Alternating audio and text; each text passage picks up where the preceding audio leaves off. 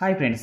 టీమిండియాలో ఒక బలమైన ఆటగాడు ఉన్నాడు. రోహిత్ శర్మ తర్వాత భారత్ క్రికెట్ జట్టు వన్డే కెప్టెన్ కావడానికి అతిపెద్ద పోటీదారుడిగా మారాడు.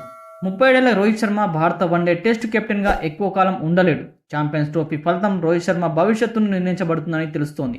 ఇటువంటి పరిస్థితుల్లో టీమిండియా తదుపరి వన్డే కెప్టెన్గా ఒక డేంజరస్ ఆటగాడిని బీసీసీఐ ఎంచుకునే పనిలో నిమగ్నమై ఉంది.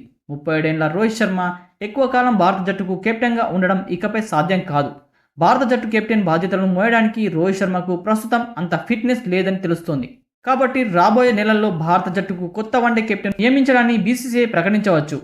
అయితే 3 ఫార్మాల్లోనూ టీమిండియాలో తన స్థానాన్ని సుదీర్ఘం చేసుకున్న స్టార్ బ్యాట్స్మెన్ శుభమ్ గిల్ భారత క్రికెట్ జట్టు వన్డే కెప్టెన్ కావడానికి అతిపెద్ద పోటీదారుడిగా మారాడు. భారత యువ బ్యాట్స్మెన్ శుభమ్ గిల్ను భారత తదుపరి వన్డే కెప్టెన్గా నియమించే అవకాశం ఉంది.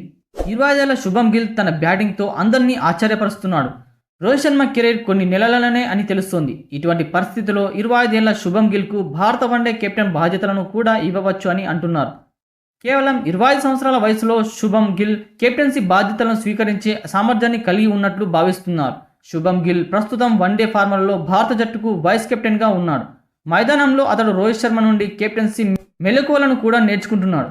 ఇంగ్లాండ్ జరిగిన నాగ్పూర్ వన్డే మ్యాచ్ గెలిచిన తర్వాత శుభమ్ గిల్ మాట్లాడుతూ, మైదానంలో రోహిత్ భాయ్ ఏమనుకుంటున్నాడో నేను ఎల్లప్పుడూ తెలుసుకోవాలనుకుంటున్నాను. నా అభిప్రాయాన్ని తెలియజేస్తున్నాను. మ్యాచ్ సమయంలో నాకు ఏదైనా చెప్పాలనుకుంటే వెనుకాడొద్దని రోహిత్ భయ్య చెబుతున్నాడు అంటూ తెలిపాడు. ఇక నాగ్పూర్లో ఇంగ్లాండ్తో జరిగిన తొలి వన్డే మ్యాచ్లో విరాట్ కోహ్లీ లేనప్పుడు శుభమ్ గిల్ నంబర్ 3 స్థానంలో బ్యాటింగ్ చేస్తూ 87 పరుగులు చేసి ప్లేయర్ ఆఫ్ ది మ్యాచ్ అవార్డును కూడా గెలుచుకున్నాడు. శుభమ్ గిల్ టీమిండియా ఫ్యూచర్ ప్లేయర్గా పేరుగాంచాడు కూడా. కాబట్టి అతడు టీమిండియాకు ఎక్కువ కాలం కెప్టెన్సీ పాత్రలు పోషించగలడు. శుభమ్ గిల్కు ఓపెనింగ్ నుంచి మిడిల్ ఆర్డర్ వరకు బ్యాటింగ్ చేసిన అనుభవం కూడా ఉంది.